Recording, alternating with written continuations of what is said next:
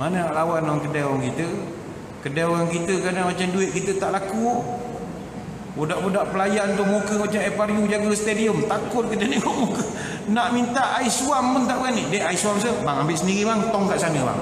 La ilaha illallah. Apa salah tolong ambil, aku kan warga emas. Mama, aneh, air suam satu. Dia hantar. Aneh, kasih panas sikit lah. Baik abang. Ini panas sangat lah, kau sejukkan sikit lah. Dia pergi, kulu gile. Melayan kita seorang, minum air suam ya. Customer service. Lepas itu saya di Pahang dulu, kita pernah buat kempen memamakkan masjid. Benar? Kita buat kempen nak ajar macam mana pengurusi masjid dan ahli jawatan kuasa customer service kepada jemaah. Tak tahan 3 bulan je, tak daya kita melayan jemaah ni. Kalau ikut jemaah semayang ni rakaat pertama suruh qul huwallah ya, tak larat kita nak melayan banyak sangat kehendak dia. Itu yang kalau Cina kahwin macam mana bunyi muzik dia. Untung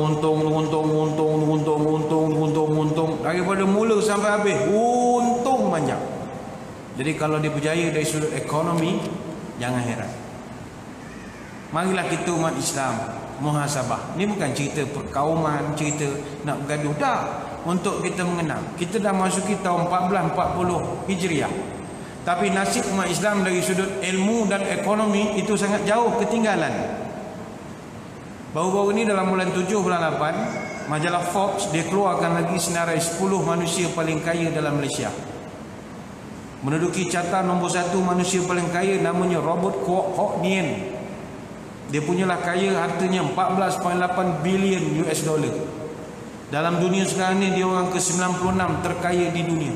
Dia orang Malaysia, asal pada Johor Bahru. Dia memang anak negeri Johor betul. Dia lahir di Jalan Muhammad Amin, Johor Bahru. Betul-betul belakang Hotel M Suite itulah dia lahir. Cuma bapak je daripada mainland China. Bapak dia nama Kwok Keng Kang, datang ke Singapura tahun 1909. Lepas tu pindah ke Johor dan dia berniaga. Kaya betul Robert Kwok ni. Tuan-tuan, bila sebut 14.8 bilion ni banyak. Kita orang Melayu sebenarnya bukannya kenal sangat duit ni. Sehari dua ni baca surat khabar tahu menyebutnya 1 triliun, 1 bilion. Bila tanya awak tahu tak bilion ni banyak mana? Entah, banyak lah dia kata. Yalah banyak tu berapa? Entah, banyak lah katanya. Oh kalau nyebut terror, memaham tidak? Sebab silibus kita peringkat sekolah tak sampai bilion, sampai juta ya. Tak percaya balik buka buku matematik anak-anak kita. Mana ada sistem bilion kita belajar? Sampai milionnya, juta. Cuma sekarang ni lah baru belajar kenal bilion. Banyak mana bilion? Sehari dua ni orang kita suka kira duit. 1 trilion banyak mana? Yang sebut kita ni 1 trilion, 1 trilion. Baru ni lah kenal 1 trilion. 1 trilion ni banyak, bukan sikit. Kalau kita cocok duit 1 juta satu hari, untuk keluarkan 1 triliun, proses keluarkan duit 1 juta sehari kena ambil masa 2739 tahun untuk nak keluarkan withdraw 1 trilion. Bukan sikit. 1 bilion, ingat sikit dah. Kita pergi bank ambil duit RM1 per saat. RM1. Jangan berhenti. Untuk kumpul 1 bilion memakan masa 33 tahun. Itu buat perabot kursi meja kepala serabut duduk saja. Tak ada kerja. RM1. Untuk kumpul 1 juta, proses RM1 per saat memakan masa 30 hari. Banyak. Bilion, triliun, milion. Ini jumlah besar. Manusia yang namanya Robert Kwok Hok Nien, dia ada 14,000 juta US dollar.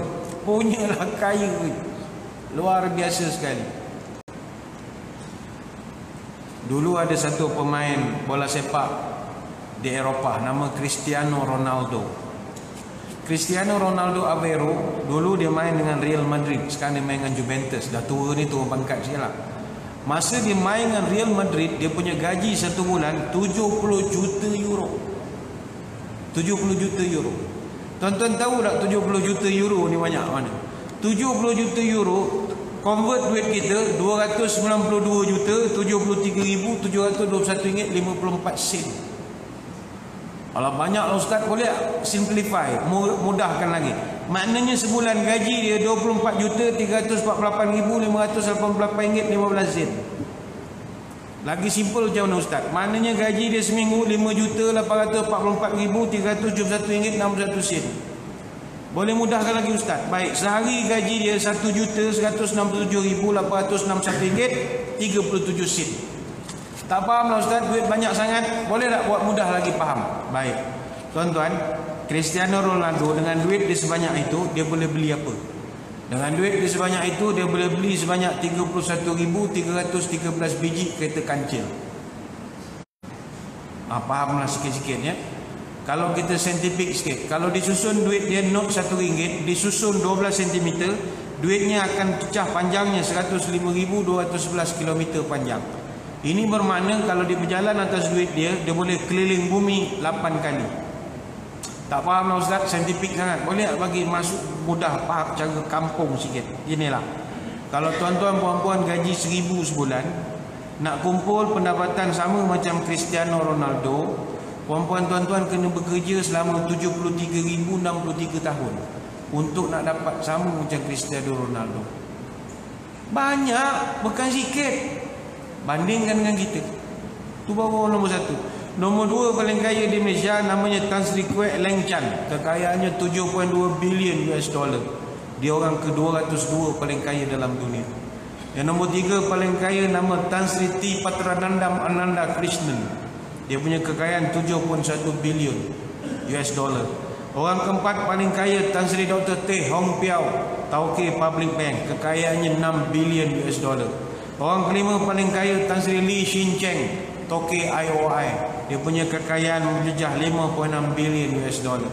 Orang nombor 6 paling kaya Tan Sri Lim Kok Teh, Toke Genting Island, 4.7 bilion. Orang ketujuh paling kaya Tan Sri Dr. Chen Lip Kiong, 3.3 bilion US dollar. Dia ni doktor perubatan, tapi pergi ke Phnom Penh, dia bukanya kasino, Naga World Casino Resort. Kaya-kaya duduk di Phnom Penh. Orang ke-8 paling kaya adik-beradik, Tan Sri Kun Poh Kiong dengan Kun Poh Ming. Dia ni toke besi, 3 bilion US dollar. Orang ke-9 paling kaya Tan Sri Lau Chow Kun, 2.6 bilion. Orang ke-10 paling kaya nama Kuan Kam Hon, ni baru masuk senarai. Dia ni King of Kondom. Dia ada kilang kondom, Nala punya kilang kat Kuala Lumpur. Dia punya kekayaan 2.5 bilion. Tuan-tuan, maaf, senarai 1 sampai 10, 10 ni tak pernah pergi Mekah, tak pernah bayar zakat fitrah, tak pernah sembahyang Jumaat. Apa sebab? Semuanya non-Muslim. Kita bukan dengki. Mana pergi orang Islam? Mana pergi orang Islam? Lagi mau cakap you punya nasib banyak baik lah. Mana ada? Nasib umat Islam jauh ketinggalan. Dulu kita ada senarai nombor 10 Tan Sri Syekh Mokhtar Al-Bukhari. Tapi yang terbaru dia sudah jatuh nombor 12, 1.9 bilion US dollar. Dia duduk bawah Tan Sri Francis Yok YTL Corporation, 2.4 bilion US dollar.